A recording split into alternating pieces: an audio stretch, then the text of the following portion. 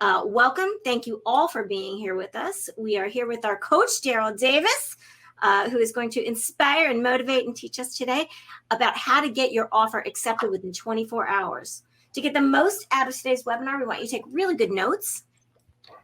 And we also want you to text your questions, as I just said in that Q&A panel. If you want to reach Darryl anytime after today's webinar, you can reach him on all social media channels at Darryl Speaks. Darryl's the author of 3 books, all published by McGraw-Hill Publishers. That first one that you see there, How to Become a Power Agent in Real Estate, is actually the #1 selling book to realtors on Amazon. Darryl was named this year as one of the top 2020 influencers and thought leaders by Risk Media Magazine. He's also the recipient of the coveted CSP designation awarded by the National Speakers Association, which is given to less than 2% of speakers worldwide. And on that note, Darryl, I know we have a lot to cover, so All right. Off. Thank you, Julie. Good afternoon, everybody. Good morning, good evening, wherever you are in the world. We're very excited. So how to get your offers accepted in the next 24 hours, even a multiple offer situation. We're going to cover a lot today. So I'm going to encourage you to take some notes. I know we actually sold out on this webinar. I know this is a really hot topic for people. I do want to address a little bit more on the paperwork, if you will, logistics, before we get into the content. The question that we always get, and I always start off our webinars to be totally transparent, is this a sales pitch? No, it is not. We're going to go deep into this topic, but this program is designed for our power agents, which is our members. So there's some of you that are on this call or on this webinar that are guests, right? So we welcome you. We're glad that you're here, and you're going to get a tremendous amount of value, but from time to time, I'll be talking specifically to the power agents about something. So I just want you to be aware of that. I will say for any of you that are guests on the call, you want to pay attention to that website there, darrylspeaks.com/trial, because we're going to give you a special opportunity today on this program. Just to give you a 30-second overview, this is our membership program that is actually at 97. We're going to be raising it to 47 in just a few days. But right now, anybody that gets in, they can lock in a price of $27. It's a monthly coaching and training program. Also, part of the special we're going to do today is you can access the full program for only $5. You can cancel anytime. There's no long commitment at all to this. It's month to month, and you have complete access to the website and the training that we do.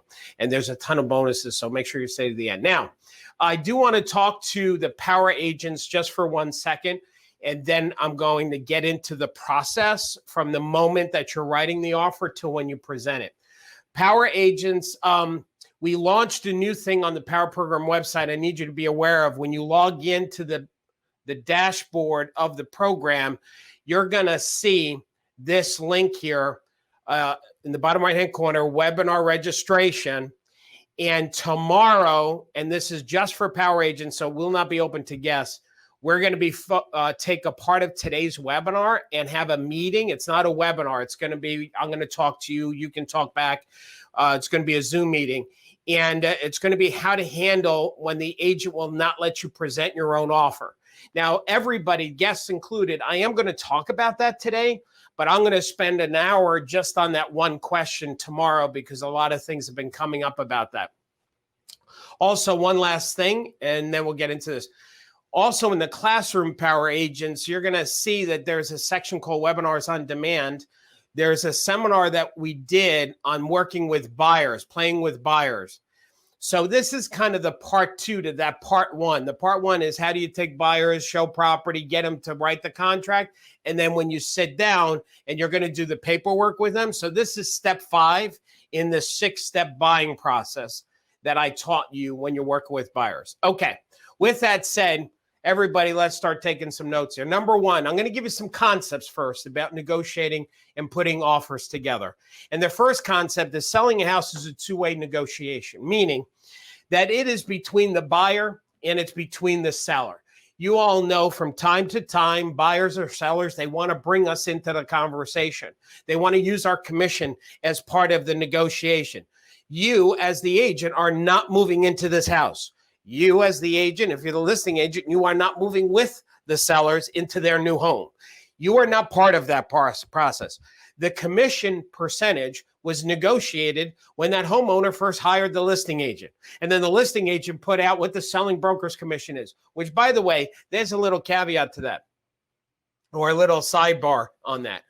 Sometimes you might even, if you're on the selling side, the listing agent may want to put the deal together, and they'll talk to the selling agent and they'll say, listen, if you cut your commission a little bit, which is horrible when they do that. So here's my point. When it comes to your commission, it's already been settled. Do not have that be part of the process.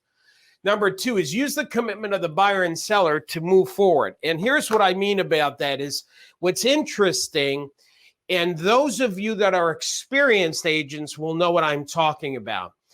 It seems as though when you get really committed, like you really want a deal to come together, and you're almost more committed to the deal coming together than the buyer or seller are, it seems as though their commitment cools off. It's almost like you're doing all the worrying and all the panicking and when you're doing that, they care less. So you want to pay attention to that. You want to make sure that you do not become more committed than the buyer or seller is.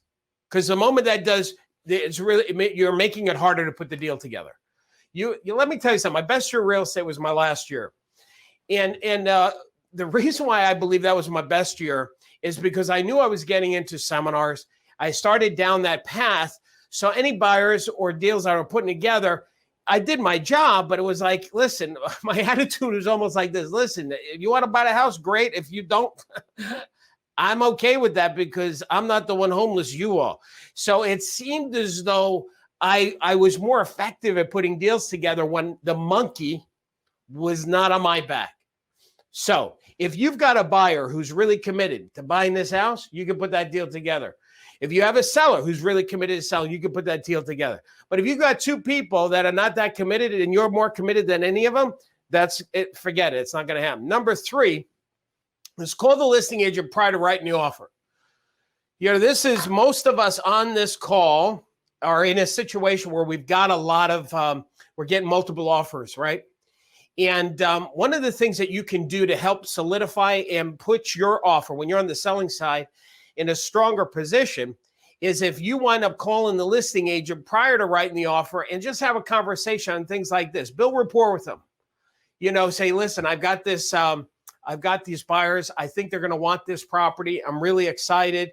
Depending on where you are, you might have already shown it and they haven't written the offer yet. They're about to, or you haven't shown it yet. So you call the listing agent and you just build that rapport with them. Let them know, listen, this is a great listing. Thank you so much. I just wanted to get some information. I've got these buyers. They really probably want this house. Tell me, what's the most important thing to the seller? Because if I put this, if they write an offer on this, I want to make sure I customize this and put this together for you. So anything that you do in building that relationship, getting some inside information, if you will, and it's not really inside information, but getting any data, knowledge will help you, number one. Number two is it builds a relationship with that listing agent. If they've got multiple offers from other agents, they're going to like and lean towards the agent that they like more. That's how human beings are, okay? Fourth suggestion here is have the lender call the listing agent prior to the offer. So, and when I say prior to the offer, I mean prior to presenting the offer. Let's say, or during the negotiation process. Again, there's too many variables to say this is the actual when to do it. So here's the concept. The concept is if you're in a multiple offer situation, you want to make your offer look better than anybody else's offer. I was talking to one of and prepared for this webinar, I called a bunch of our power agents and our top power agents and ask them, like, how are you do what you do when it comes to these multiple offers? And one of the power agents I spoke to is Larry Gardner. He's on track to doing 70 transactions this year. He's already done all of what he did last year. He's already past that. Anyway, so I called Larry and he said something really powerful. I really love what he said. He said, when you're presenting your offer, what the listing agent wants to know is the whole package. They want to know like more than just the buyer's income and the offer, and they have a pre-commitment letter, because everybody's got that, right? That listing agent, they want to feel confident that if they tell the seller, let's go with this offer, they want to feel like if it goes in the contract, it's going to go to closing, that it's not going to fall apart. So who's involved in a whole transaction, in the whole package? Obviously, it's the buyers, but it's also the loan officer. It's also attorneys, if there are attorneys. There's also, depending on what state you're in, there's also the title company. There's also the inspector, home inspector. So you've got these people. So the more you can talk to the listing agent and sell the whole package. Listen, they've got this incredible loan officer. I'm going to have him contact you because he ran the numbers. I want you to be fully aware of what the package is here with these buyers. Powerful, powerful technique. Okay. Number 5. Now I'm going to lighten up this one here. And, but let me just go through it. Whether you are representing the buyer or seller, you must present the offer to the seller with the listing agent. Now, let me tell you what I mean by lightening this up. So for years, I've been teaching this concept that when you are on the selling side, you should present your own offers to the homeowner. Now, listen, I know some of you are like, that's not how we do it in our market. It's not legal. You can't do it. Like, I've been doing this for 30 years, so I know everybody, wherever state you are, I know your concern right now and your thoughts about it. So this is why Power Agents, we're going to dig deep tomorrow at noon for 1 hour just on this one right here. But just to do a broad stroke for everybody on this concept. We know that there's so much to it. I want to get into the hour now. One of the things that NAR just passed as part of their code of ethics in the past several months is an additional, and I don't have it in front of me right now, but it says that the listing agent must prove in writing that they did present the selling agent's offer. Because what we've known for many, many years that I've been teaching how to circumvent it, how to deal with it, is that sometimes when you're on the selling side, your offer may not get presented because the listing agent all of a sudden miraculously has another offer that they wrote that's equal or better than yours. They took advantage of their position. So anyway, et cetera, et cetera. So what I want you to do is just think conceptually. All right, let's say it this way. If you had an offer, which would be better? You give it to the listing agent and hope for the best, or is it better that you present it with the listing agent so the homeowner can also ask you questions about your buyers and put the whole deal together? Obviously, it's better for the homeowner. It's better for the listing agent. It's better for you. It's better for your buyers. It's better for everybody that the homeowner gets to talk directly to the selling agent who's been working with the buyers to ask questions. In a multiple offer situation, that might seem more complicated. Like, well, you know, we've got so much to deal with. We have so many offers. Why do we have to go through that extra stuff? I still think that it's better conceptually. So I want you to just think to improve your ability just a little bit. Like if you had just a couple of more offers this year where you did get a chance to sell the package to the homeowner, wouldn't that be better, right? So we're going to talk more about that. Let's move on to the next thing. As a matter of fact, this is the poll. So, Sarah, can you launch the poll? And the poll is the first one, I guess, which is, do you present your own offers when you're on the selling side? As the selling agent, do you oops, what happened to the poll? It just went away. Did it? Let's see. I still have it on mine. You may have clicked off of it. I didn't click anything. So you still see the poll, Julie? I do. All right. Do me a favor, read the poll, because for some reason it's not staying up on my screen. Do you present a letter from the buyers to the sellers? And you've got a yes or no, and then you hit submit. Okay. So So I can see I just did something. I can see the poll. So gang, I'm just looking at the poll. I'm curious, and I want you all to see each other's comments. So do me a favor, play along, and because not a lot of people have voted yet. So do you, we've got the wrong, is this the wrong one? Read it again, Julie. It closed out when I took the poll. Let me go back. Yeah. Do you present a letter from the buyers to the sellers? We have the wrong poll up. Sorry. Polls are coming in. Yeah, it's the wrong polo. Oh, you wanted the other poll? Yeah, this is let's close the poll. I'm going to do this. Never mind. So Welcome to technology. welcome to technology polls. Let's see. I'm going to close the poll. Everybody, let's do that again. Let's try that again. Let's let's close. No, I can't even do it. I can't reset it. Okay. So never mind. We launched the wrong poll. Okay. No, I got it. As a selling agent, do you sometimes, most of the time, present the offer? Okay, good. We should start polling. All right, gang, I got it. So we're just trying a new technology here because I really want to get your feedback. I'm going to launch the poll again, and here's what the question is. And I'd like you all to vote again. We're going to start over. As the selling agent, do you sometimes, most of the time, present the offer to the homeowner? So if you all will do that poll now, click on yes or no. So I'm going to say it my way. When you were on the selling side, you're not the listing agent, you're the selling side. Do you sometimes or most of the time present your own offer to the homeowner with the listing agent? So let me see how many people, everybody, thank you so much. A lot of you are really voting. My gosh, it's almost like it's on fire. Thank you so much for your participation. This is great. We've got about a third of the people who have responded. Keep going. Now we got about half of the people responding. And if you just keep going with that, we're going to give it just another 20 seconds. And I can see a lot of people do not present their own offers. But there are some. Keep going. There are a lot of yeses, though, too, right? So keep going if you present. Yeah. So here's what we're I'm going to show you the results because it seems like keep going. Okay. I'm going to show you the results. I think, Julie, tell me if we can see the results. Poll is closed. I don't know if you can see it. Do people see what the poll is, Julie? I'm still seeing your screen.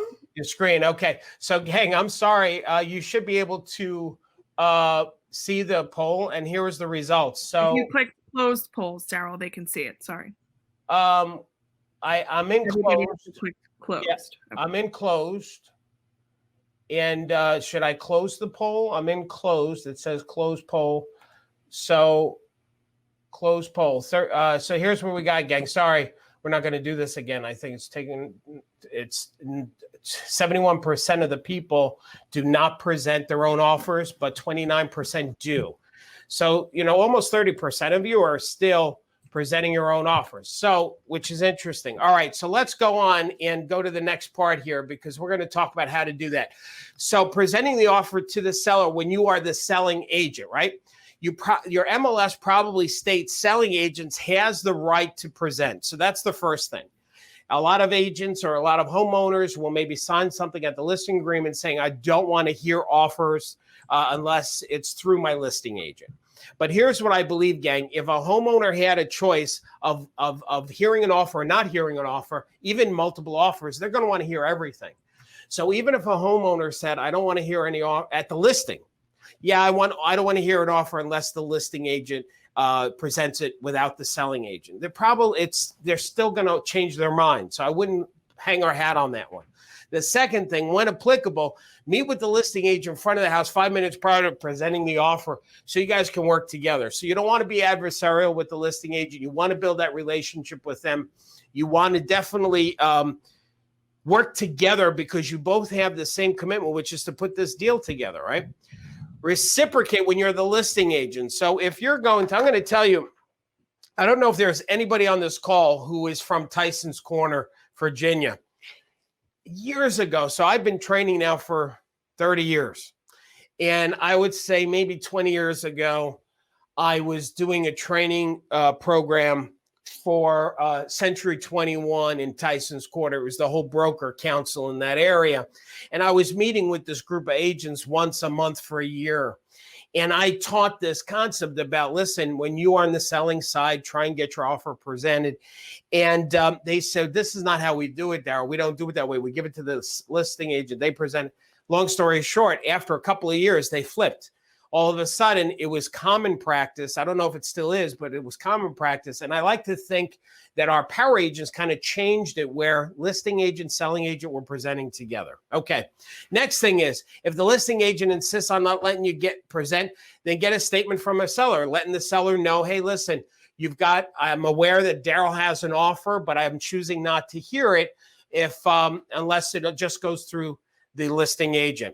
Number 5, here's how you could deal with this. This is how you can really help in communicating with the agent, the listing agent, that you can present this offer with them. You would add to the offer that this offer is contingent on you presenting it directly to the homeowner with the listing agent. So I just want to be clear with everybody, right? Because I know this is a hot topic. What I'm giving you, I want you to use it the best way that you can see fit to use it. Meaning that if you don't want to push this hard on this, then don't. If you're okay pushing hard with it, then do. Okay? Here's a couple of tips that I have. When you get an offer with a buyer, you ask the buyer, you tell the buyer, listen, I'd like to present the offer for you with the homeowner and with the listing agent. It's not customary that we do it that way. But if you tell me that this offer is contingent on me presenting it to the homeowner, that would certainly help.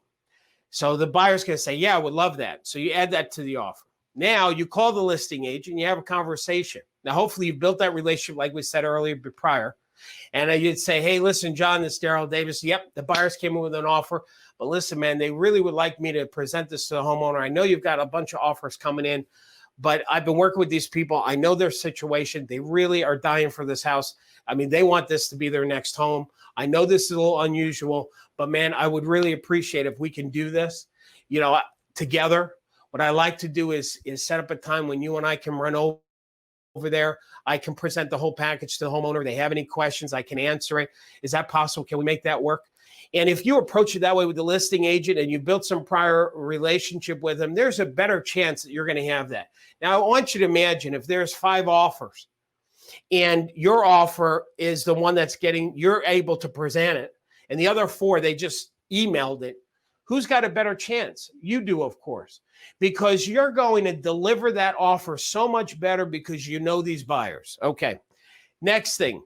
Oh, I do have this thing. I just added this slide for you guys. As I said earlier, the standard of practice with NAR, they added this practice 1-7. When acting as a listing broker, realtor shall continue to submit to the seller and landlord all offers and counter offers until closing or execution of a lease, unless the seller and landlord has waived this obligation in writing. So this was added to help us. Now, power agents, I already said this, so we have some power agents that called in earlier. Power agents, make sure that you go and register for tomorrow's webinar meeting that we're going to do, because we're going to continue this conversation on this. All right, let's talk about writing the offer. So you're sitting down with the buyer. They like this house. They want this house. Let's talk about how to write the offer. What should you put in there? First of all, you want to stand in their commitment to owning the home. And here's what I mean by that. One of the biggest mistakes that I believe we make as buyer's agents is we sit down with the buyer and we say, okay, let's figure out what price we should offer the homeowner. And then we start pulling out comps, and we're going to put together and negotiate a lower deal for the buyers. Let me tell you something. When you are representing the buyer, your job is not to get them the house at the lowest possible price. There's no place in buyer agencies that says that that's your job, okay? Your job is to represent the buyer and help them the best way that you can. And if the buyer is really committed to buying this house, then don't lose this house for them by trying to haggle and save them $50 a month on a mortgage payment.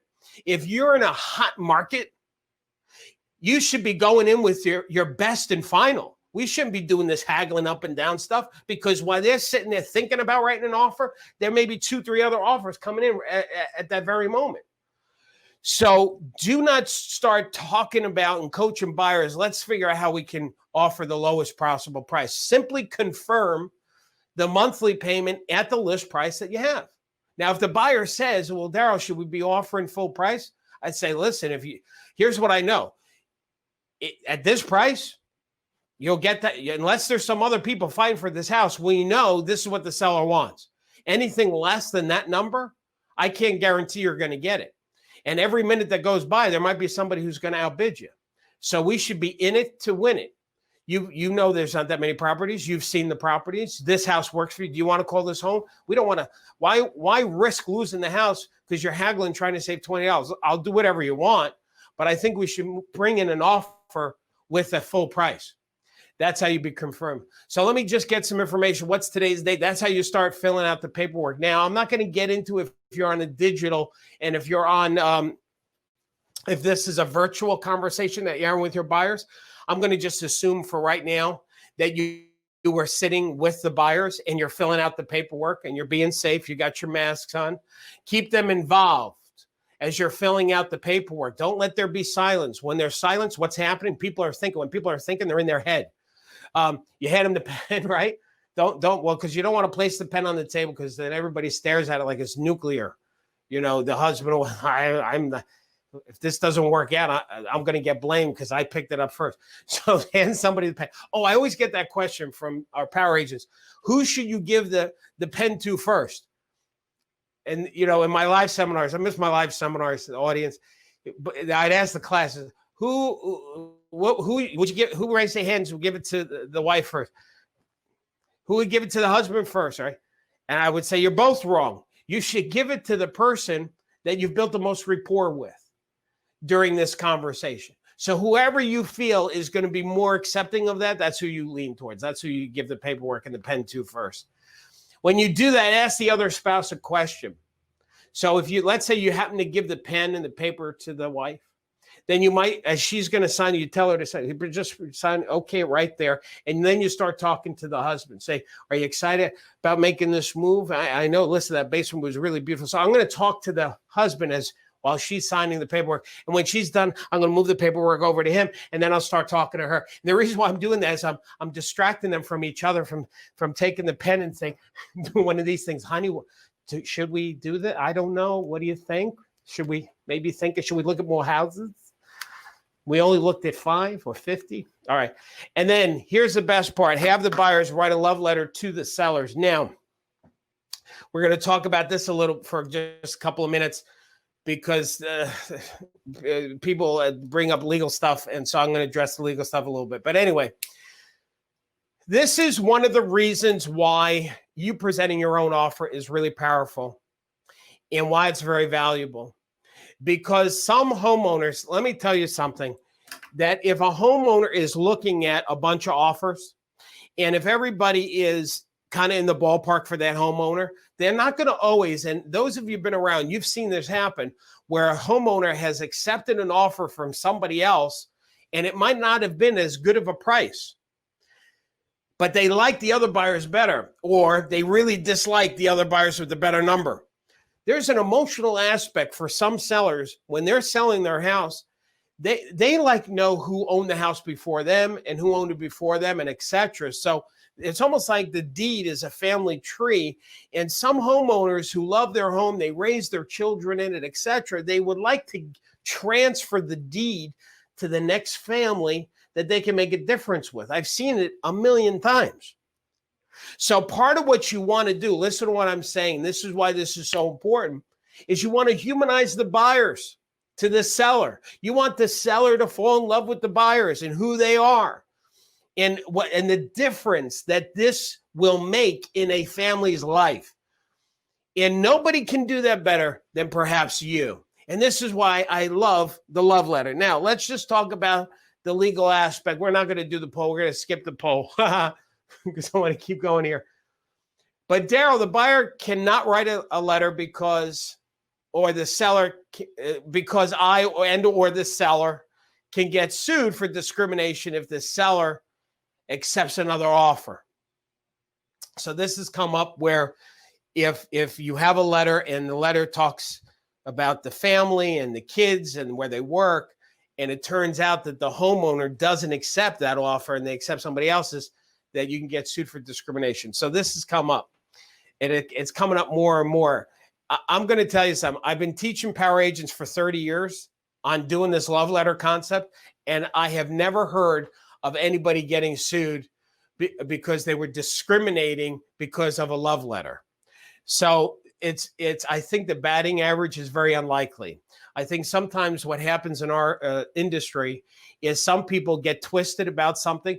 Like they may not be really strong agents, they may not be productive agents, but they're into legal stuff, and so they take this amber and they create a big fire, and all of a sudden people get twisted.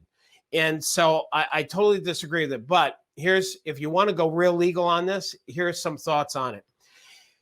You cannot discriminate based on race, religion, national origin, sex, family status, disability. Okay. Now, in certain states like New York has additional discriminatory bullets, if you will. Age, marital status, military status, sexual orientation, gender identity. So the concept here, gang, and I've checked this out with attorneys and etc., just so I can teach it, that if you are concerned about the discriminatory thing, what you can do and how to deal with it is when the buyer writes the letter, make sure that none of these things are addressed or talked about in the letter if you really care about it. I personally would not worry about it at all. I'm going to show you some real letters from real students. Dear Mr. and Mrs. DeWare, as we present this offer, we'd like to thank you for considering us buyers for your home. We have looked at many houses, but none of them had the same feelings yours has. Along with meeting our needs as a large family, your home is filled with the love of 27 years. We all had the sensation that we were being hugged when we walked in. The children, who obviously don't understand the process of negotiations, have all chosen their bedrooms already. We have, of course, told friends and family about your home, and they are keeping all of us in their prayers. It's always good to throw a little God in there. For this reason, we feel confident that we can reach an agreement that everyone is comfortable with. No matter what the outcome is, we are grateful to have been considered to possibly be the next family to be raised in the warmth of your home, the Robinson family. So anyway, gang, this is a real letter from a real student, from real buyers that was presented. Now, if you're talking to a homeowner and they have an emotional attachment to their home, this is a powerful technique. I'm going to show you a couple others. This goes back a few years, and because it's hard to find any house for $215 on Long Island now, unless it needs rehabbing. But this is a true situation. The listing was $215,000. The listing agent told the selling agent that the home, don't bring an offer anything less than $210 because they already rejected it. Well, here's what happened. Watch this. This was the real letter from Maureen Sweeney to Mrs. O'Keefe. My children and I visited your house yesterday, and we were very impressed with your home. I'm a recent widow, and I wanted a home that the children and I would love and make our transition to New York an easier process. I hope we'll be able to negotiate the sale as so we can be settled as soon as possible. Right? Thank you, Maureen Sweeney. Very lovely, very powerful letter. The homeowners who rejected $210 before accepted $198,000. And our power agent told us it was because of this letter. The concept of the letter, and if you're not going to do the letter, you're not going to present it. And this is why I really love it. If you don't do this, the concept is this: you've got to humanize the buyers. Okay. Let me jump to another letter here. Dear, this one always made our classes cry because this is a real letter. It's very powerful. Dear Mr. Rowalski, I'm writing hoping to find you the best of health. Also to introduce my family and myself. We have 4 small children in need of a home. Your home, hopefully. We resides at 3341 4th Avenue. I don't know if you're familiar with 4th Avenue, but it's not an avenue you enjoy watching your children grow up. We live among drugs, guns, and also killing. I noticed the fence yard in which I was dreaming of because I also have grandchildren, which I would love to see. Enjoy your big backyard. So I can't offer you a whole lot of money for your home, but I can promise you I'll love and take care of it if given the chance. Thank you, Mr. and Mrs. Greer. Gosh, I'm still, this letter is years old, and I still get emotional a little bit because this is what we do, gang. We make a difference in people's lives, right? And sometimes what gets missed in the negotiation process is that that's what this is about, right? This is about a home is where people make memories. This is where they raise families. This is a powerful thing. And I'm going to tell you something. The more we focus on the money and the money down and all that stuff, it kind of takes away the human aspect of what this transaction really is about.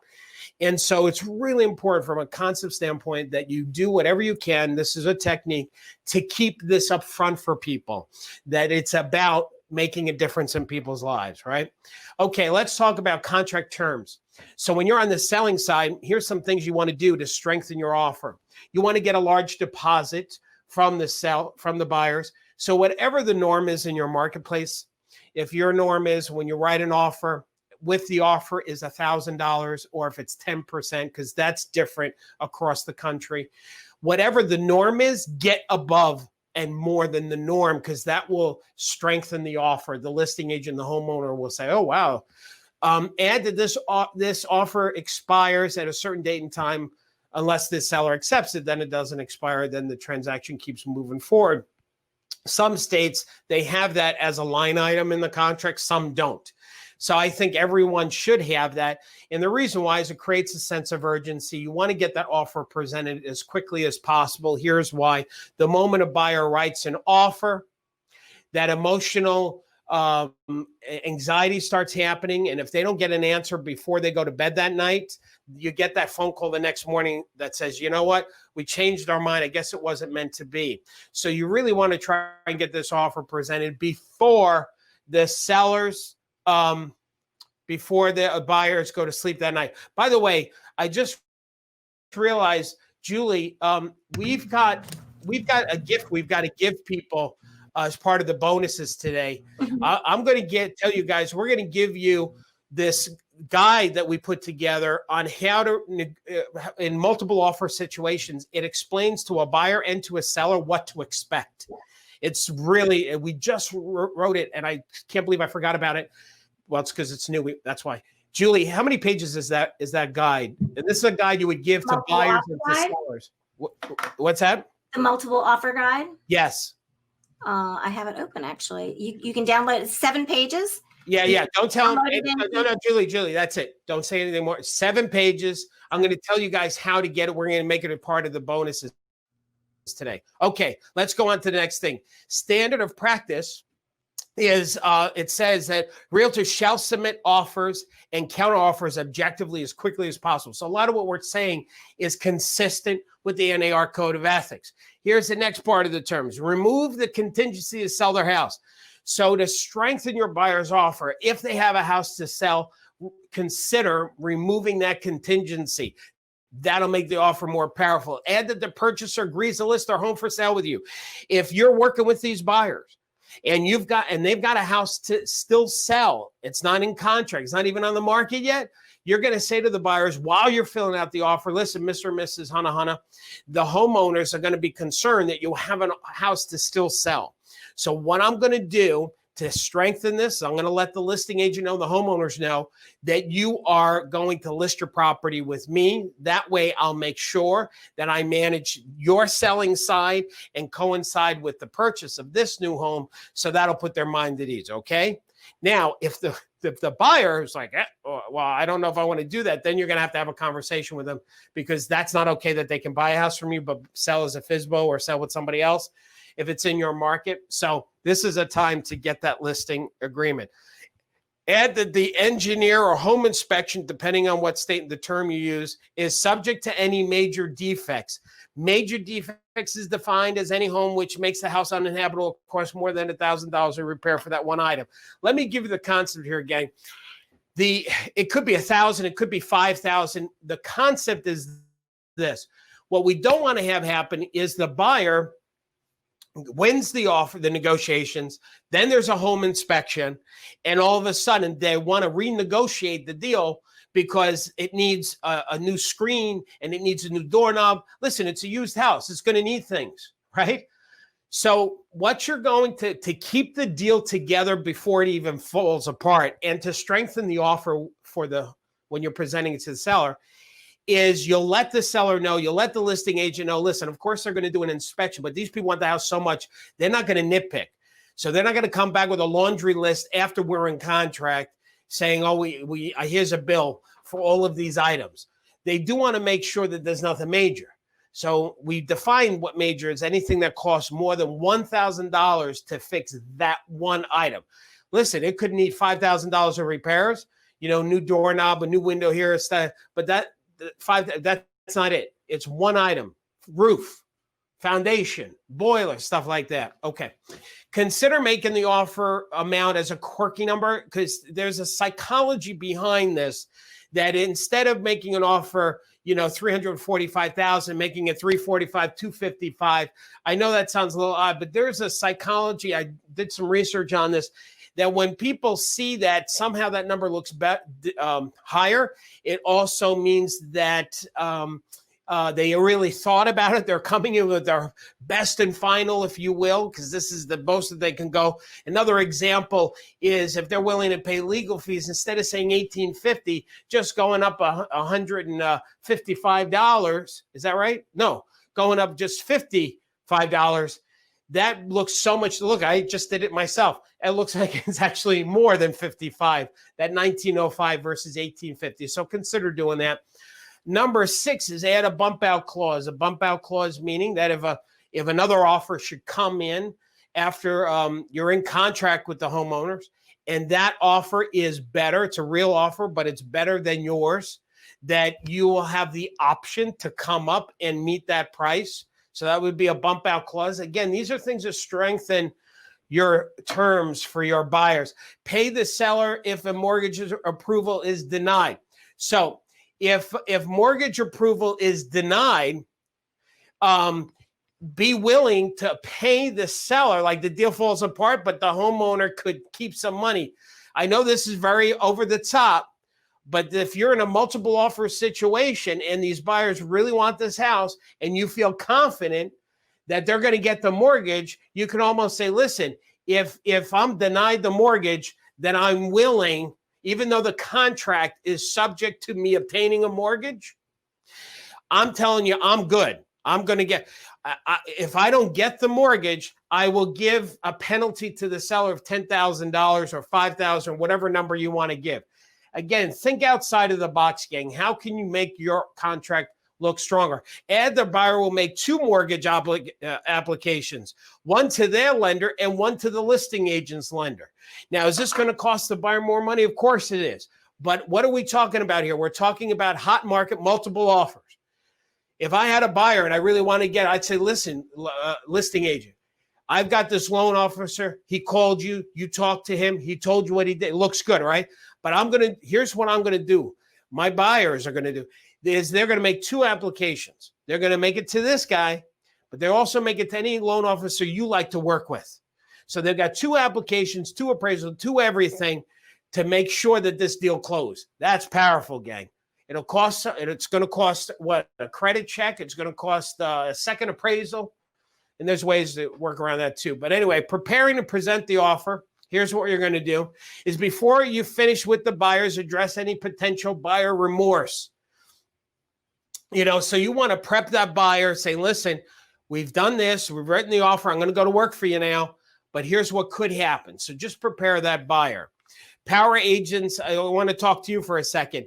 When you go to the classroom and you go to the buyer section of the website, there is this form that we have for you for buyers that shows the buyers, here's the process from start to finish in buying a house. So use this to show them, okay, where are we in this process? There's a whole process here, so be patient, okay?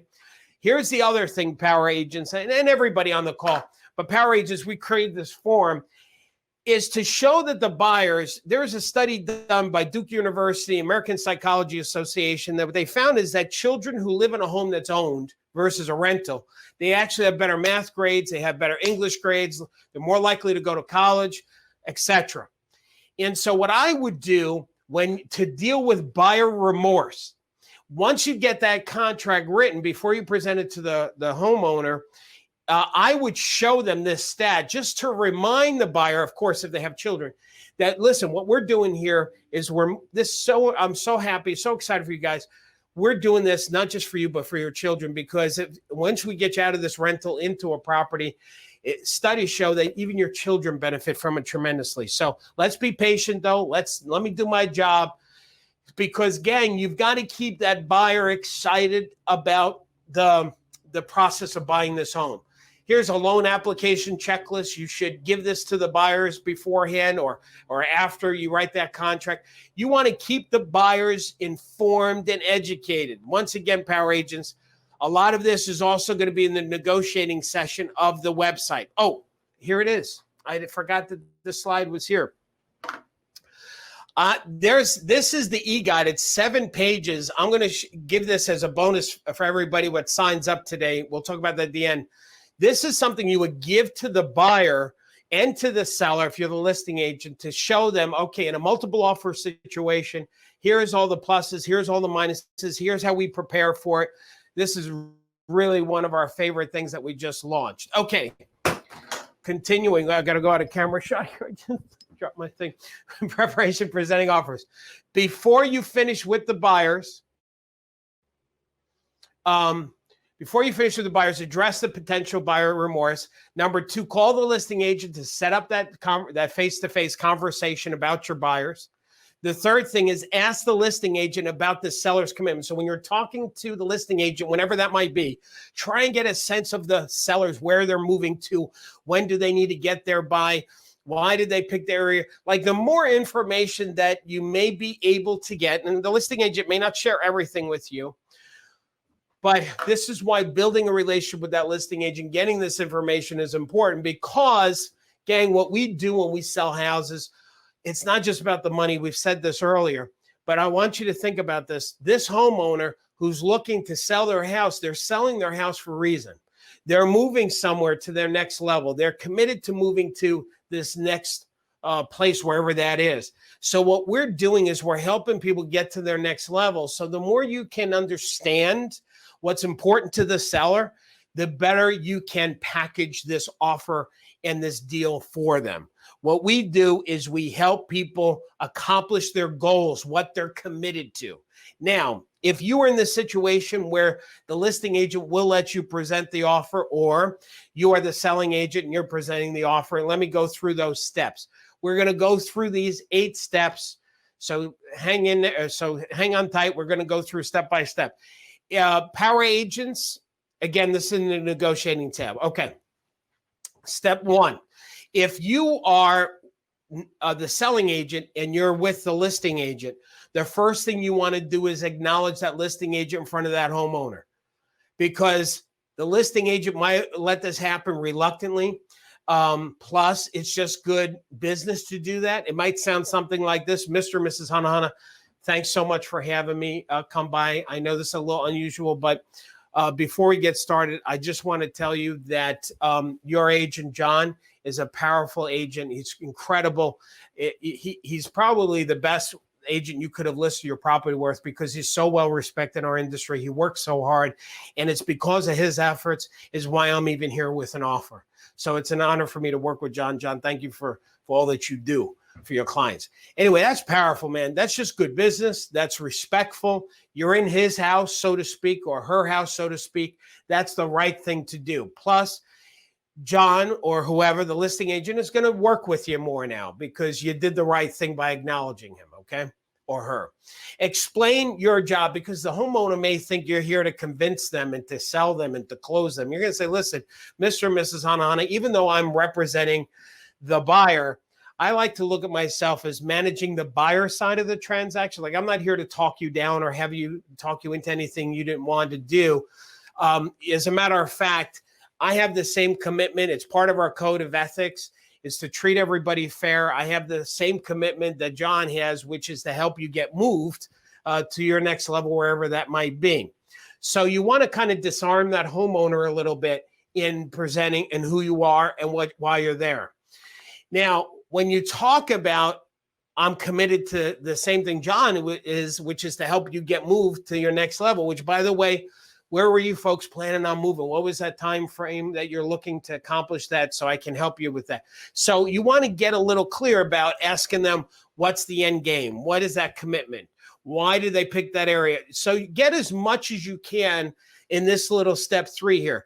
I don't expect you to go into a whole long-winded and really delve deep and say, oh, why there? And who are you? Like, don't be a private investigator where you're getting too intrusive, but you want to get a sense of the time frame, what's important to them, why they're moving there, because that'll help you in presenting the offer.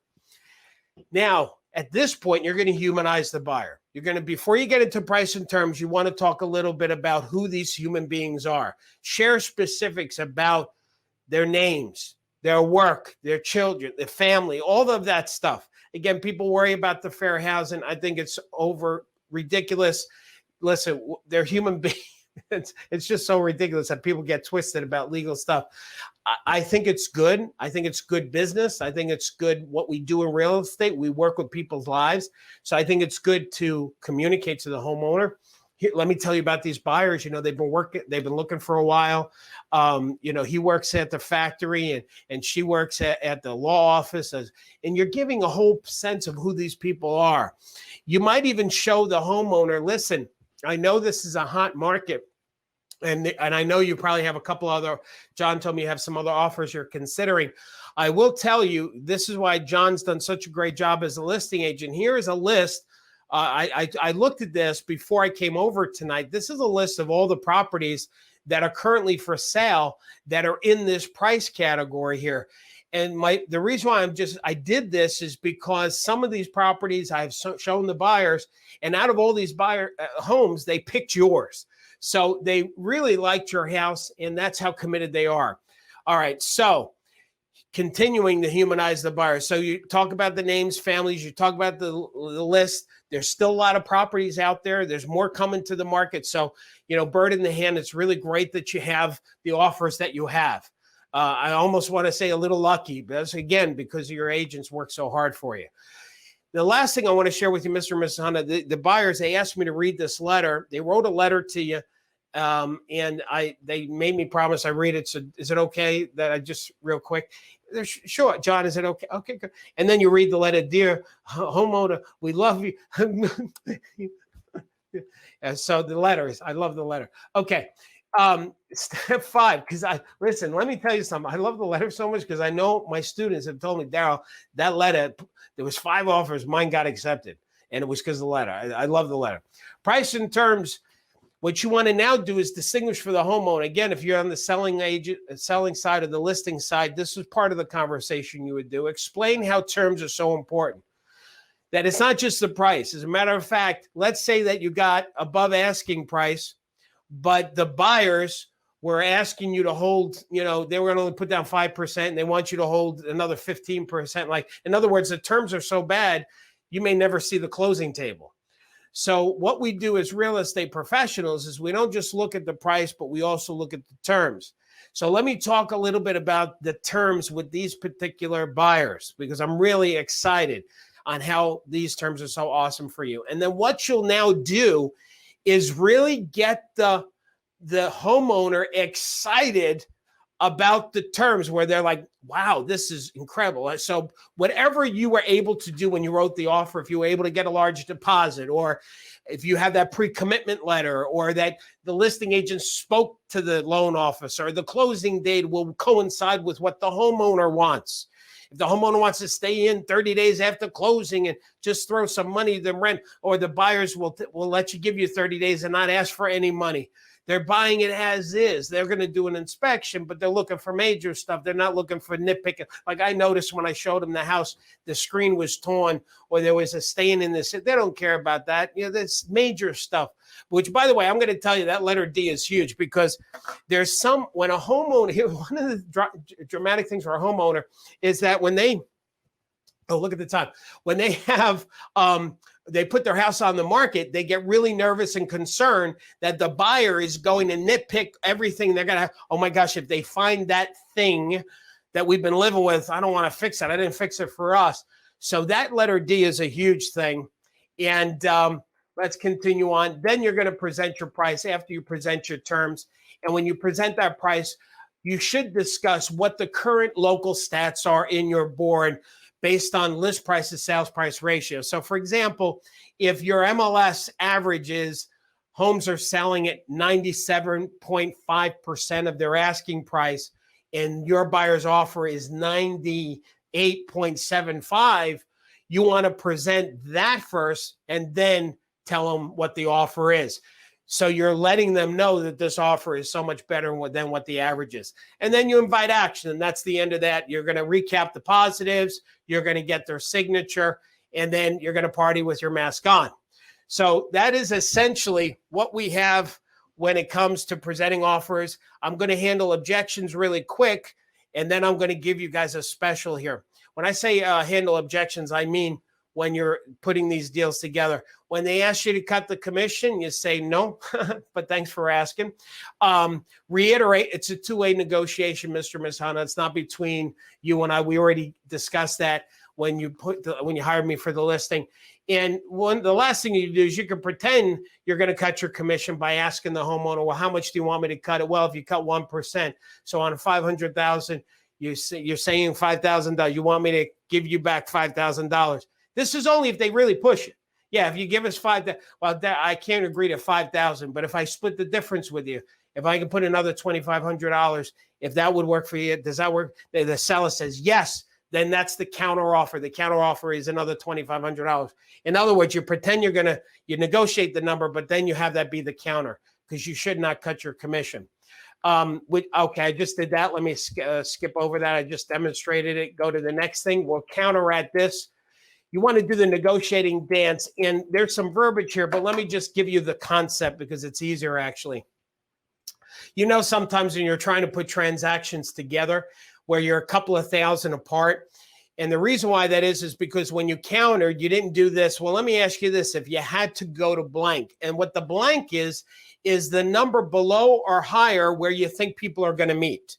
So when you're talking to the seller, and if they counter at, 400,000, and you say, listen, if you had to go to 375, now I think the deal's going to come together at 385, but I'll say to the homeowner, if you had to go to 375 from the 400, no, they'll go, no, I'm not doing 375. No way I'm doing 375. Okay, I just wanted to know.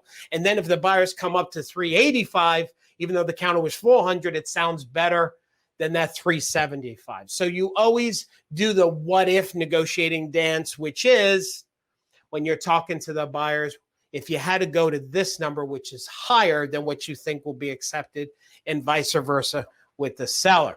Okay, and we're going to skip that.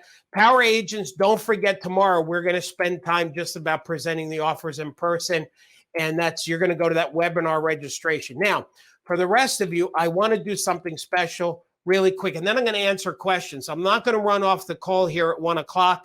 So hang in there with me. Let me go through this with you, gang, and then I'm going to open up to questions, not just about the Power Agent program, but also about this topic today. So right now, this program is at $27 a month, but we are raising it in a few days.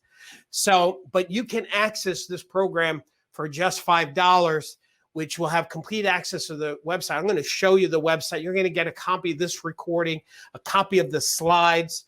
Every Monday, we have a weekly coaching call from our students, with our power agents. Those calls run an hour, 2 hours sometimes. Those are at 11 o'clock Eastern time. It's not like this. You have a problem, you tell me what you need, I coach you on it. People say it sets the tone for the entire week.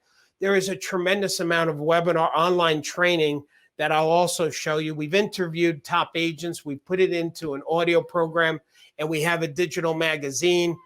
There is a dedicated Facebook group just for our power agents, which is a tremendous amount of networking and referral business going on. We have the website, the dedicated website is incredible. And then we have here the classroom. Let me tell you about the classroom. April, Julie, can you get April out here, please? Sure. Thank you. So the classroom, what we have for the classroom is this. When you go to the classroom, you've got this panel here that you can actually go to any of the topics. So for example, if you go to the farming and self-promotion topic, when you click on that, you will see all of these forms and flyers and checklists of things that you can get. And we actually have a favorite section where it takes everything from the website and puts it into a favorite folder for those things that you love the most. There's also a search function. We use the same technology that Google uses. And so let's say you're looking for something for FSBOs. It'll bring up everything in the site that's related to for sale by owners. And then let's continue on here. There's some other new sections that we added, taking notes. If you're a new agent, there's a section. But here's the bonuses I want to give you guys today. First of all, we did a class on how to do a virtual listing appointment. And it's a PowerPoint slide that you can customize. We're going to give that to you today. We're also going to give you the new reality 36-page field guide based on this new real estate world that we're living in. There is sample COVID-19 contract addendums that we created. There is an email template program that we put together for you to send out to people in your farm area because of this new real estate reality. Some prospecting dialogue on how to, based on the coronavirus, we've changed some of the dialogue for FSBOs and expireds. We have this guide. There's so much we're giving you. This guide on how to do Facebook Live videos with topics. And then plus, where's the other plus? Here we go. A copy of today's slides. We talked about it. The 30-day, there's a CRM that we created for our power agents. You can get that for free for 30 days. And the box, I feel like that Ginsu knife. But wait, there's more. And Box Brownie is another company we've negotiated with where you get free editing of your photos. And then, of course, 30 days of the Redix. Actually, the whole thing comes out to this is the bonuses that you're getting just for $5 today. And that's it. I'm done, Julie. Okay. Whew. Are you exhausted? I'm actually sweating. Okay. So you can click on that, but let's open up to questions now. So that's it on that. They're telling all their colleagues here how wonderful the program is. So thank you for that, guys. Oh, yeah. Listen, if there's any power agents on the call right now, if you want to just comment to the guests and let them know what you think about the program, because you can do a much better job than even me because you're experiencing the program as an agent. So, so just chat there on the Q&A. All right. So, Julie, do we have any questions? So, gang, if you have questions about what we've discussed today, just let me know and I will answer it for you. So if we have any questions, go to the Q&A. Do we have any, Julie? We do. We have lots and lots of questions, actually. Okay. All right. Let's do it. Catherine, in my area, agents aren't allowed or aren't letting the selling agent to present their offer to the seller. All offers have to be sent electronically. Yeah.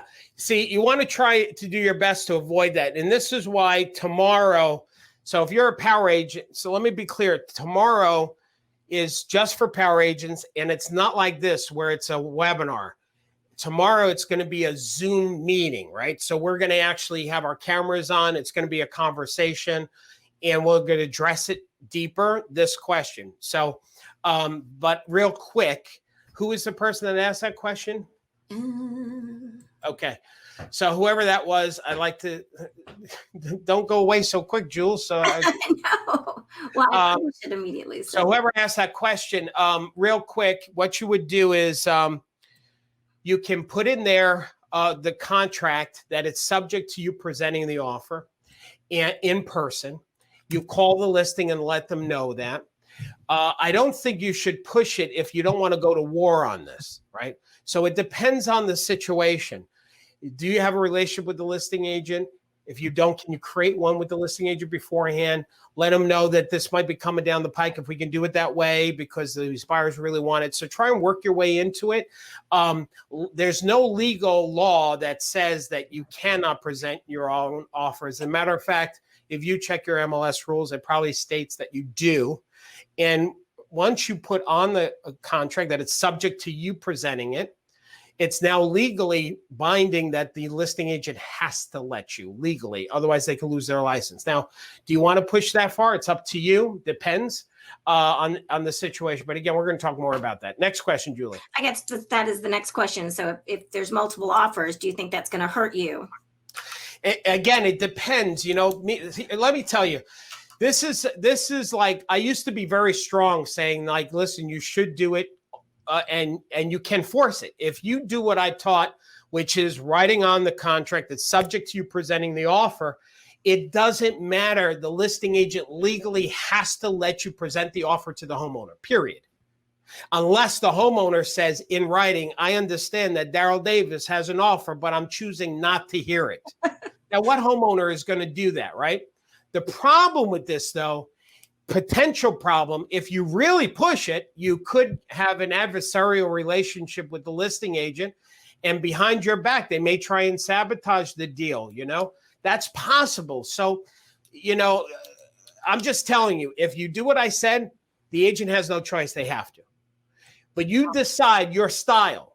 Do you want to be a tough person in your marketplace? And people know, don't mess with you because this is how you're going to do it. But you've also got to reciprocate. If you're on the listing side, you've got to now let every selling agent present their own offers if they want to. And which, if it were me, I would. And the reason why I would, because I think it is better. I think this whole concept of emailing offers is not beneficial to the homeowner, because there's so much more to the deal that can't be represented effectively in a digital offer that's just being sent over. It's more than just the money. It's the whole package. It's the loan. How committed are these people? I want to know if these people, if they have a little bit of a hiccup, or they're going to have buyer remorse, or, if they lose their job, but they're going to still figure out how they're going to, I want to know how serious these people are. And that can't be represented in a digital offer. And so if I'm the listing agent, I want to sit face to face, eye to eye with that listing agent to hear how they sell me on their buyers if I'm on the listing side. So I think it's better for everybody, in my opinion. You make the decision how strong you want to be with it, okay? If you don't want to be strong with it, then build a relationship with the listing agent. Have the listing agent sell your offer to the homeowner. In other words, talk to the listing agent as if they're the homeowner. So you'll have to now do it through them. Humanize the buyer to the listing agent. Schmooze the listing agent. Find out, how can we make this work? I'm committed to this. Listen, anyway, I think I made my point. Next question, Julie. Do current power agents have the availability for all of these bonuses? Yes. So did we change that tab, Julie? The favorites? Or your top Yeah. ones? Did we put the slides? These slides, did we give it to the power agents? We will. The slides are always available with the replay. So if they go to webinars on demand, it'll be there tomorrow. A lot of people are asking where they'll find it. It'll be there tomorrow in that section there. So when they go to webinars on demand. Correct. And then all of your bonuses are, he kept referencing that negotiating tab. A lot of what he's covered today is in that negotiation tab. Yeah, as a matter of fact, let me tell you the easiest thing to do, which, by the way, gang, this site is alphabetical, right? So we have the negotiating offers. So a lot of what I did today is here, and there's more stuff. The Loanopoly is here. There is the multiple. This, gang, is really powerful. Now, listen, people that sign up today, you're going to have access to this. Oh, it's going to take a while to load. So this is, well, what's good about what you're seeing right now. Can you see it at the bottom left-hand screen, Julie, that it's loading the file? I do. Yeah. So everybody, what you should see on your screen right now, I just clicked on it, and it's taken a long time because we're in the middle of the webinar. But what you'll notice is a PowerPoint is opening. This is a PowerPoint file. And the reason why we create a lot of our stuff in PowerPoint, because it makes it easier for you to actually customize it and edit it. So if, let's say there is something in there that you didn't like, you can change it, but this is where you can put your phone number, your contact information. So there's a lot in here. But to answer your question, Power Agents, webinars on demand, today's webinar is going to be in that folder with a copy of the entire slides from today. Awesome. We'll actually email Power Agents. We'll actually get emailed the slides today. Sarah just shared. Can you go up one more time? I know we've covered this, but can you show them where the dashboard is? Because we've got a lot of Power Agents on that want to sign up for tomorrow's deep dive. Gang, when you log into the site, you should see your name there. It says Sarah. So I'm obviously not Sarah. I'm logged in as Sarah. But anyway, when you click on dashboard, this is your main portal where the classroom is where the magic happens. When you click on coaching calls, I'll go to that in a second. Let me answer the question. Here it is, webinar registration. When you click on webinar registration, then you're going to see this is today's webinar. You'll click on this here, how to handle the concern, but the listing agent won't let me present the offer, and you'll register here. It's tomorrow, 12 o'clock Eastern time. Like I said, it's not going to be this format. It's going to be a Zoom meeting, which means have your camera ready. You don't have to put your camera on. I prefer that you do because we're going to talk. You'll have control of your microphone, and we're going to have a conversation about this and go through a lot of what if scenarios. And so that's what we're going to do there. But while I'm on this page here, this is where the CRM is on this. Again, I'm still in the dashboard. This is where our coaching calls are. So when you click on this, and it's going to bring you to a page where you're going to see the login information on how to go get on the Monday coaching calls that we do every Monday. And of course, the site is probably crashing right now because every power agent that's on this webinar is probably jumping on the site. So while that's trying to launch, let me jump over to, there it is. This is the e-guide that we were just talking about, multiple offer negotiation. It goes through this stuff down here. These spaces is where you can put your contact information. This is insert market. It goes through that if we're in a multiple offer situation, here's how you should understand. Here's the trials and tribulations. Here's how you can best plan and strategize. So in this hot market is why we created this for you guys. So, all right. So we're very excited about that. You give that to your buyers and sellers. This is the slides from today. Let me go back to the classroom. So gang, what happens is up here is how you get into the coaching calls every Monday. Then we record the coaching calls and we place it here for you.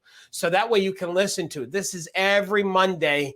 There is so much great content that comes out of these calls. The other thing that we added, which is really cool, is when you reserve, not reserve. For the Monday coaching calls, you don't have to reserve. You get the phone number and you just call in 11 o'clock, bada bing. But you can actually add it to your calendar too, because every month we change the number, the access number and everything because, actually it's weekly now, right, Julie? Yes. Okay. So that way, because there's a link that you have to go to. So it's a security thing. So we make sure just power agents are on the call. And anyway, I can add it to your calendar. The next thing is, next question, Julie, that you have. Yes, we got if you are current power agent, does the price go up? No.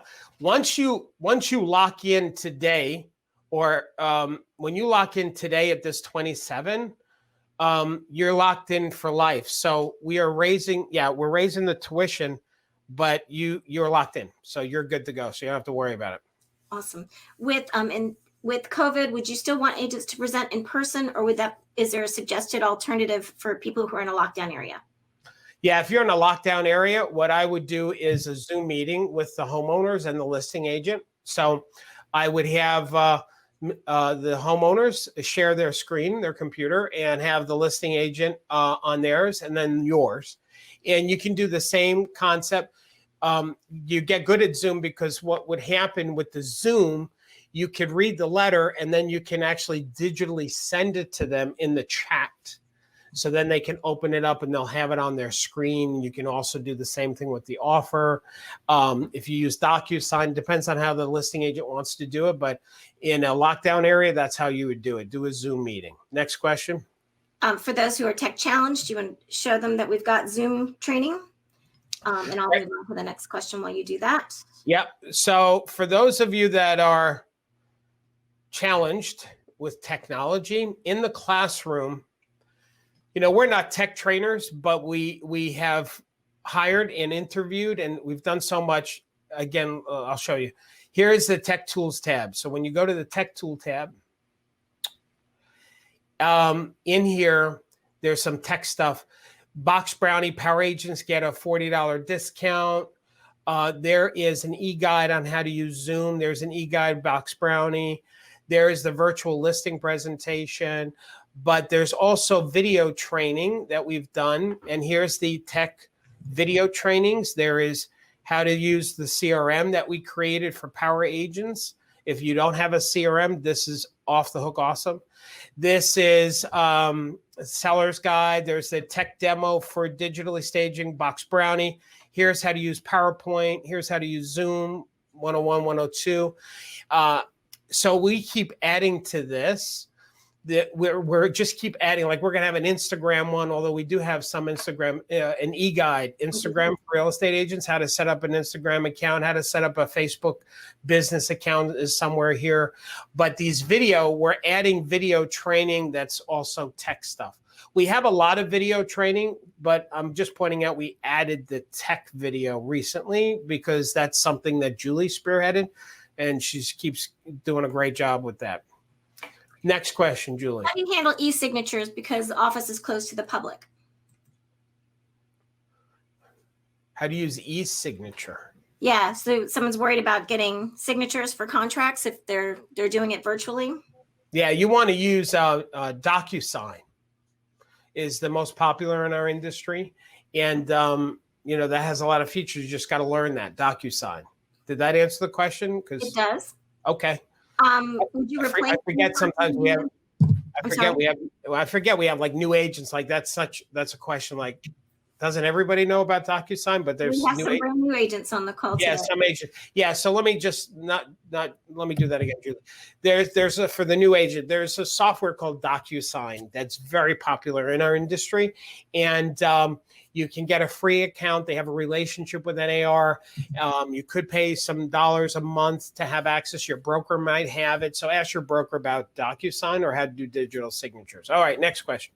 Is it acceptable for buyers to include a family photo? I think that's a brilliant idea, and I love it. Awesome. I'm in New York. Colleague told me that her lawyer said agents can't use the letters. Is that not true? That's not true. So I'm gonna say it again.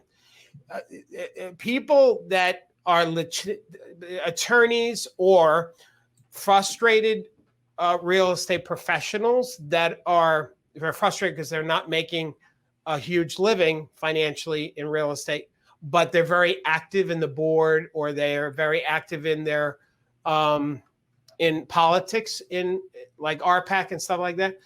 They look for legal firestorms because that's a way for them to feel like they're participating and helping. And I get that. And that's really good that people want to help. But this is making a mountain out of not even an anthill. It's like a wall.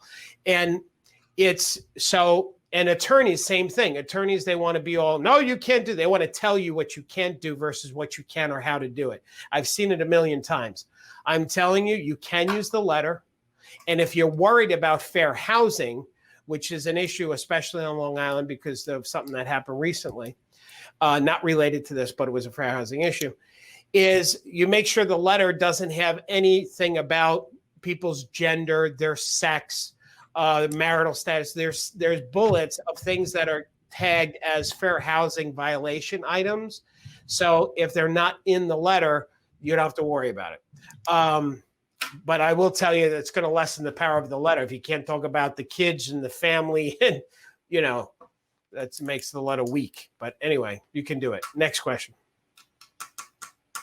Julie, you still there?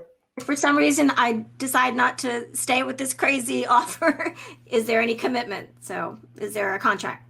Yeah. Oh, you mean this offer? I know. It's so it's crazy. It is crazy. We're literally handing you thousands of dollars worth of stuff for $5. So yeah, you're absolutely right. This is an incredible offer that we're giving you, and so to answer your question, it's very simple to cancel. And I will tell you, our conversion rate. I'm going to share something that is totally not something you would normally hear on a webinar like this. Let me just put this up on the screen. So the industry average, like conversion rates, is like something like from when people go from a trial to paying. So I'm giving you way more than you care. Is somewhere like 81% or something. Ours is running right now, I think, at 96.2%, something like that. So we blow the average out. And the reason why is because once you are actually in this program and you're in the site, because this $5, you get full access. It's not a tier level. You're not being restricted. You will be a full power agent and you get to keep all the stuff on the screen if you decide to cancel. So when you see what we give you and the customer service and the quality, this is why we have such almost 100% conversion from the trial because it's a great program. And we want to just help and make it easier for you. Like, you can't lose with this for $5. So you should just do it. So that's why we do it like that. All right, next question, Julie. What about asking to present the offer to the seller on the phone or virtually rather than in person? I think we've covered that. Yeah, you can do that. You can do it virtually. It doesn't have to be in person.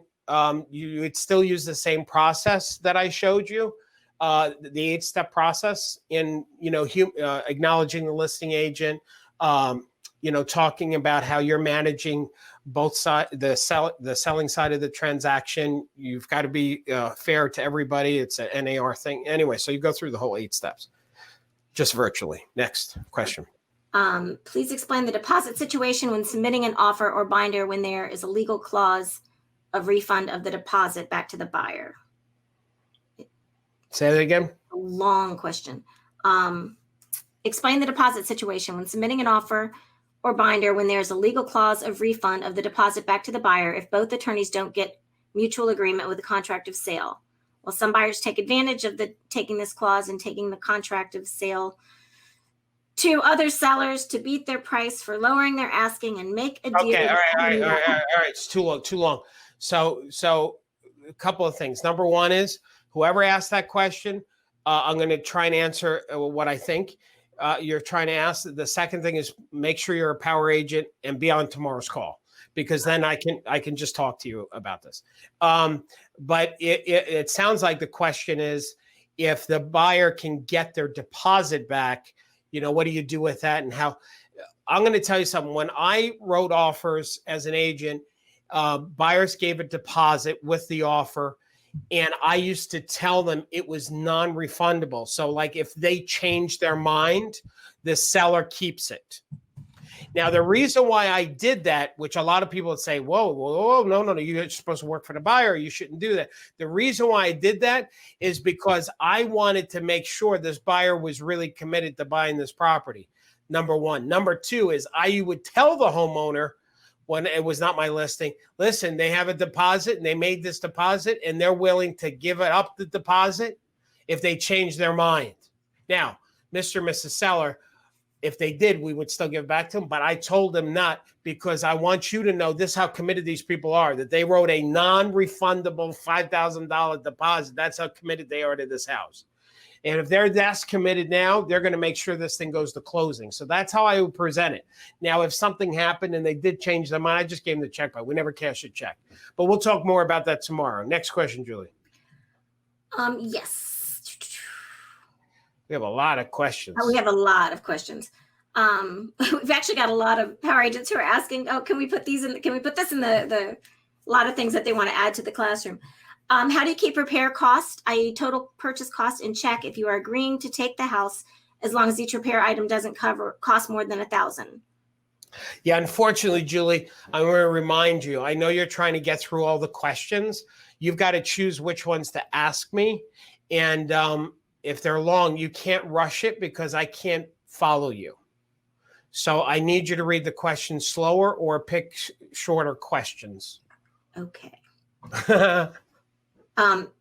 If I cannot attend Monday morning coaching meetings because of work, what are the other options? Great. So what'll happen is we record those calls, and I'll go to that again. We record the calls. So if you email us a question, what we just added, I'm going to power agents, everybody, look, we just added this. Like I didn't even see this until now. We discussed it in our company meeting. In the classroom, there's this tab called suggestion. I have no idea what's going to happen when I click on it. Okay, because I haven't seen this yet. So here, this is a suggestion box, but it's not just a suggestion box. It's also for you to ask questions. So let's say you have a question that you want me to address on the Monday call. You would fill it out here. You submit it. I'll get it. Now, I will record the answer to the question. And then when you go back to the classroom and you go to coaching calls, you will see the recording from the most recent call. You'll see there's 7 days difference on these dates here. So like this was this past Monday's call. So let's pretend that I had your question. I would have read it. I would have given my answer to it. And I always do those at the beginning of every coaching call. So you would listen to the first 10 minutes and you'd hear me call out your name, read your question, and answer it. Next question, Julie. I'm assuming you have training that covers more of the listing side. Oh boy, do we. Yeah. So let me show you something on the listing side, being that you asked that question. Let me see if I can open up several tabs, because there's the listing appointment and this is the prospecting. I'm going to show you just those 2 tabs. So this is the listing appointment. I'm a listing guy. I'm not a selling guy. So I prefer that power agents get listings. By the way, all of this stuff that you see here, if it's a form or a flyer, you can customize it. And over here, this is the prospecting. Now the prospecting, let me show you something. This over here, I've got to show something to everybody, Julie. Let me see here if I can do this. Give me 1 second. I'm going to open up another slide here. So gang, let me just show you something if I can. Succeeding in today's new real estate. Yeah, this is it here. I want to show you a picture of something, and to make this point that I'm trying to make. This is a, every January, we hold a live class on Long Island. We get 750 people. It's called the Inventory Intensive. We're most likely not having it this year, even if legally we can. I'm not sure because of the virus. But anyway, this is me calling FSBOs live from the stage. Now, my batting average, if I speak to 4 FSBOs, I'll schedule 3 appointments. So to answer that person's question, when it comes to FSBOs, expireds, and listing property, I like to think that nobody's got in our industry has better than what I have, because I've been teaching it for 30 years. This is the dialogue, the FSBO dialogue, for rent by owner dialogue, expired dialogue, all of this stuff. Plus, there's a recording somewhere of me calling real FSBOs that you can listen to. But this is all prospecting for listing information, okay? These are letters that you can send out. There's over 300, I think it's actually 400 forms, flyers, and checklists in this website. And this is one of the calls that we did that we recorded with training the power agents on the FSBO dialogue. So next question, Julie. I can't hear you. Would you leave the letters with the sellers? Yes, because what's going to happen is you're going to get the offer accepted most likely. So you might, sure, I don't care what you leave. You're going to leave them that plus a copy of the contract. The other thing that you're going to do is, so you'll leave them a copy of that, and yeah, that's totally fine. Yeah. Next question. Perfect. Can you share the? There you go. Let's see. Many agents are attaching a video presentation by the seller's agent to their offer. That seems to be working as well. I don't know if that has that same, but it's a great workaround, I think, for agents. That's a great idea. We love video, right? Yeah. You see, the only thing, and maybe we'll talk more about this tomorrow too, is that the problem, this is one of our power agents, because you said video made me think of it, Charles Mayon. But the challenge with the video, like if you present the offer and the numbers and the terms, like before you give anything to the homeowner, this listing agent is going to just call the homeowner and say, listen, I got an offer for $400,000 with 20% down. So that blows everything. So the price and terms should really be presented to the homeowner after you humanize the buyers, you sell them on the terms, you validate how this is a great deal for them, the loan officer, the package, the whole package. Like the last thing the homeowner should hear is the price of the offer. And that doesn't happen again when you just give it over to the listing agent. That's the problem. Next question, Julie. There are many all-cash buyers in our area who are offering thousands over asking price. Yeah. Makes it difficult for loan contingency buyers. Are there any ideas to beat cash buyers? It's hard to beat. Well, it's hard to beat. I listen, I will tell you one thing that I've done that's worked really well is I remove the contingency. and say I'll pay all cash. Now, it doesn't mean that the buyer still won't go for the mortgage. It just means the contract's not subject to it. Now, obviously, that puts the buyer at risk if they don't get the mortgage. But them darn well should make sure that they will. So you can still present conceptually an all-cash deal by taking out the mortgage contingency, and the buyer can still go for a mortgage application. Okay. Awesome. Any other questions? Is that it? I think that's it. Okay. All right, gang. So listen, I hope you become a power agent. I'll look forward to seeing you guys tomorrow. Those of you that are going to be power agents, then you can make the call. Now, listen, if you can't make the call tomorrow, we will record it. And we're going to just focus on that one part of the whole presenting the offer is how can you as the selling agent work around the barrier of the listing agent not wanting you to present the offer. So how do we work around that without, pissing people off basically, right? So we'll talk about that tomorrow. I'm looking forward to that. That's going to be very valuable. Thanks, guys. Thank you very much. Roma, wait a second. Roma you got to post that. Roma just joined. Great, Roma. Make sure you're on the call tomorrow. Who else just joined? Because we had one that said you had me at listing tabs. I love that. Yeah. All right, tell everybody what you think of the program, and thank you so much, everybody, for being with us today. Always a value. Darryl, great job. So much content. Yeah, listen, I do want to say one other thing because I don't have to rush yet. Just one last thing, for anybody.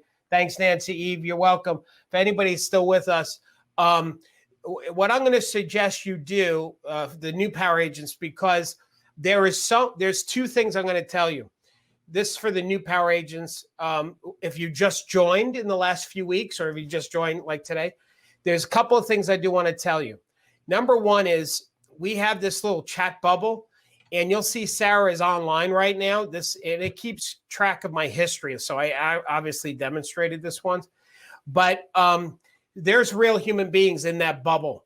So if you have any questions or comments or help that you need, like where do I find this or how do I do that? Just click on that bubble. That's number one. And I have a whole team that manages that. The second thing is, where's the, it's the dashboard. If you go to dashboard, I'm going to show you this one thing that'll help new power agents. There's this thing called the Quick Start Guide, which is a PDF. And there's this how-to. What we did is we recorded I recorded this myself, a complete tour of the entire site. Okay. And now we did add a couple of things since I recorded this, but that's good. And then there's the shorter versions. Okay. How do you log in? How do you download items that are PowerPoint to customize? How to navigate the classroom? How to use the favorite and notes feature, which is really awesome, incredible. And I'm going to say that again. You guys can hang up if you want. This is a tutorial for people that want to see this. That favorite stuff is so really important. When you click on, let's say, the listing tab, being that somebody loved that. And if I go into the listing tab, and let's say I love this article, which, by the way, this is an awesome article. This is a USA Today article that shows that for sale by owners sell for 21% less than realtors. USA Today. It's an awesome article. Okay, so let's say, I love that article. I don't want to forget that article. How do I not forget it? You click on that little star called favorite. Now watch what happens. It gets black. And now I'm going to go back to classroom, and I'm going to show you where it is. There's favorites. The site's alphabetical. When I go to favorites, every form or checklist that I gave a star to, I got to say something about this, is here. There's the article for the USA Today. Bada bing. Is that great? Because there's so much great stuff in here. This creates like your own little folder of your favorite stuff. And it's for just you because you logged in with your username. Now, there's some stuff for Halloween. So, and that's another thing. if let's say you want to find stuff that deals with Halloween, because we're coming to that, and did I spell it wrong? And you type it in here, it pulls all of the Halloween stuff from the entire website that we have. And there's one other thing I'm going to show you, and to find this, gang, Power Agents, trunk or treat. I love this trunk or treat. I'm going to type in trunk, and hopefully there it is. This is an e-guide that shows you how to do a trunk or treat. And for those of you who don't know what the trunk or treat is, how long is this going to take to download?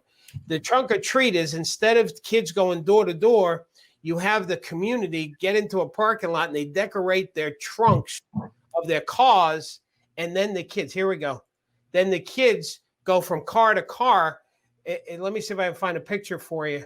It looks like, no, that's not a good picture. Yeah, that's it. Let me zoom in for you.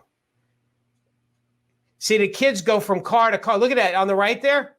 On trick-or-treating out of the cars in the community. They have masks, it'll be safe. So we created this whole e-guide, how to be the specialist in the neighborhood to promote this trunk or treat. We even give you flyers where he gave you a checklist. Here's a checklist, how to do this. There's some flyers. You drop your contact information at the bottom, RSVP. It's a whole trunk or treat program with a letter. This is just one thing for $5. I love this trunk or treat. I almost want to get back into real estate just to do this, because I think it's such an awesome idea, especially in putting it together too. We really did. Yeah, especially in this coronavirus world, you know. All right, I think is that it? That I want your accent. They love the presentation today. So thank you so much. Awesome stuff. All right, gang. Thank you very much. Be safe, stay focused, and keep smiling. All right. Bye, everybody. Bye-bye.